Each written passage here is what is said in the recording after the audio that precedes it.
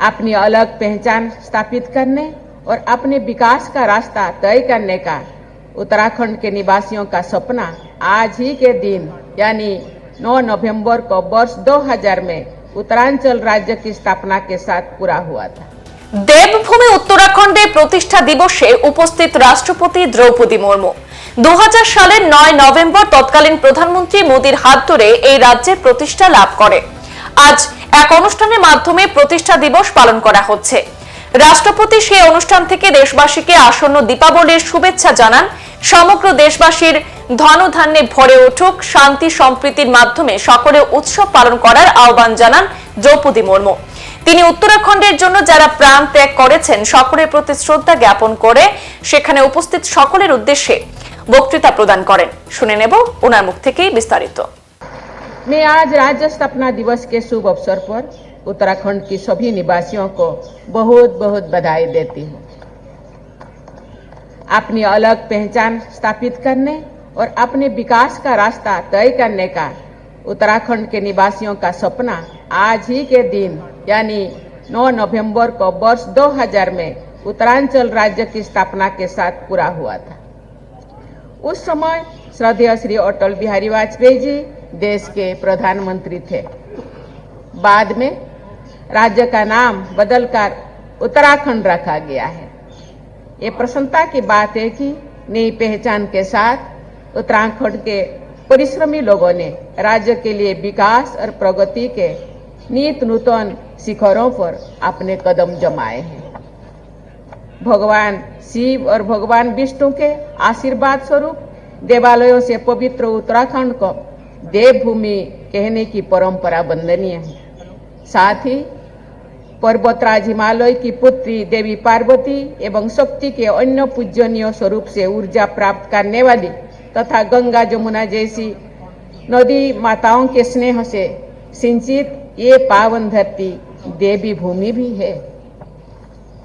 ये क्षेत्र जय महाकाली और जय बद्री विशाल के पवित्र उद्घोष से गुंजायमान है। हेमकुंड साहिब और नानक सत्ता से निकले गुरबानी के स्वर यहाँ के वातावरण को पावन बनाते हैं। पिछले वर्ष दिसंबर के महीने में मुझे उत्तराखंड की यात्रा करने का सुअवसर मिला था। उत्तराखंड में आने के प्रत्येक अवसर तीर्थ यात्रा का पुण्य प्राप्त करने की तरह होता है। उत्तराखंड की इस देवभूमि से मैं सभी देशवासियों के लिए दीपावली की अग्रिम शुभकामनाएं व्यक्त करती हूं और महालक्ष्मी से ये प्रार्थना करती हूं कि उत्तराखंड सहित समस्त भारत को वे धन धान्य से तथा सुख और आरोग्य से परिपूर्ण करें। देवियों और स्वजनों, उत्तराखंड की अलग पहचान और स्थापना के लिए संघर्ष करने वाले स्वर्गीय श्रीमती सुशीला बोलूनी जी को इस राज्य के सभी निवासी तो याद रखते हैं। नारी में संघर्ष की शक्ति के उदाहरण के स्वरूप उन्हें सभी देशवासी सदैव स्मरण करेंगे। श्रीमती सुशीला बोलूनी जी का अदम्य साहस यहाँ की महिलाओं की गौरवशाली परंपरा के अनुरूप था। श्रीमती बीरानी देवी साहा ने स्वाधीनता संग्राम के दौरान अपने असाधारण साहस का परिचय दिया था। माउंट एवरेस्ट पर हमारा राष्ट्रीय ध्वज फहराने वाली प्रथम महिला बचेंद्री पाल जी और पेड़ों को बचाने के लिए युद्ध स्तर पर संघर्ष करने वाली गौरा देवी जैसे उत्तराखंड की महिलाओं ने पूरे देश के लिए आदर्श प्रस्तुत करते हैं। हाल ही में उत्तराखंड के बेटी वंदना कटारिया ने एशियन गेम में शानदार प्रदर्शन किया था। ऐसे महिलाओं ने उत्तराखंड की संस्कृति को मजबूत बनाया है। नारी शक्ति बंधन अधिनियम 2023 को अनुमति प्रदान करते समय मुझे विशेष प्रसन्नता हुई थी, क्योंकि अधिनियम उत्तराखंड सहित हमारे देश की बहनों और बेटियों के लिए राष्ट्र निर्माण में उच्च स्तरीय योगदान देने हेतु मार्ग प्रस्तुत करता है। उत्तराखंड की ये भूमि वीर प्रसभा रही है। स्वाधीनता के बाद के सभी युद्धों में उत्तराखंड के वीरों ने सर्वोच्च बलिदान दिया है। मैं उन सभी वीरों को और वीरभूमि उत्तराखंड को नमन करती हूँ। भारतीय सेना ने शामिल होकर भारत माता की रक्षा करने में यहाँ के युवा गर्व की अनुभव करते हैं। राष्ट्र की रक्षा के प्रति उत्साह का ये भाव सभी देशवासियों के लिए अनुकरणीय है। हमारी थल सेना के 2 रेजिमेंट्स, कुमाऊं रेजिमेंट और गढ़वाल रेजिमेंट का नाम उत्तराखंड के क्षेत्र के आधार पर रखा गया है। ये उत्तराखंड की शौर्य परंपरा को रेखांकित करता है। भारत के प्रथम chief of defence staff general Bipin Rawat ji इसी धरती के सपूत थे। हमारे वर्तमान chief of defence staff general Anil Chauhan ji Uttarakhand की ही निवासी है। देवियों और स्वजनों, उत्तराखंड की फिजिकल और डिजिटल कनेक्टिविटी निरंतर बढ़ाई जा रही है। भारत की अध्यक्षता में हुई G20 से जुड़ी गतिविधियों के क्रम में G20 के इंफ्रास्ट्रक्चर ग्रुप की एक बैठक ऋषिकेश में संपन्न हुई थी। उस बैठक में विश्व स्तरीय इंफ्रास्ट्रक्चर के निर्माण से जुड़ी सार्थक चर्चाएं हुई। उत्तराखंड में इंफ्रास्ट्रक्चर डेवलपमेंट तेजी गति से हो रही है।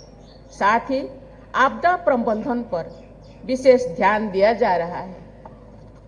उत्तराखंड में हो रही बहुआयामी प्रगति से निवेशकों में उत्साह बढ़ रहा है। मुझे बताया गया है कि दिसंबर में देहरादून में ग्लोबल इन्वेस्टर समिट का आयोजन किया जा रहा है। इस जानकारी से मुझे प्रसन्नता हुई है कि पिछले सप्ताह तक ग्लोबल इन्वेस्टर समिट के तैयारियों के लिए आयोजित रोड शो में 21,500 करोड़ से अधिक के समझौता ज्ञापनों पर हस्ताक्षर की जा चुका है और इस राशि में निरंतर बढ़ोतरी हो रही है। निवेशकों में उत्तराखंड के प्रति बढ़ते उत्साह को कार्य रूप देने के लिए प्रयास किए जा रहे हैं। इन प्रयासों से उत्तराखंड के युवाओं के लिए रोजगार के अवसर बढ़ेंगे। मुझे ये जानकर प्रसन्नता हो रही है कि झारखंड के विकास में इकोलॉजी और इकोनॉमी दोनों पर जोर दिया जा रहा है। राज्य सरकार द्वारा ग्रॉस इन्वायरमेंट प्रोडक्ट यानी GEP का आकलन करने की पहल सराहनीय है। प्राकृतिक संपदा से परिपूर्ण इस राज्य में स्टेट GDP के साथ साथ स्टेट GEP पर ध्यान देने से सतत विकास का बल मिलेगा। मैं उत्तराखंड के निरंतर विकास के लिए राज्यों की सभी निवासियों को शुभकामनाएं देती हूँ। राज्यों के विकास को राज्यपाल महोदय के मार्गदर्शन और आदरणीय मुख्यमंत्री जी के सक्रिय नेतृत्व से दिशा और शक्ति प्राप्त हो रही है। इसके लिए मैं आप दोनों की तथा राज्य सरकार की पूरी टीम को बहुत बहुत बधाई देता हूँ।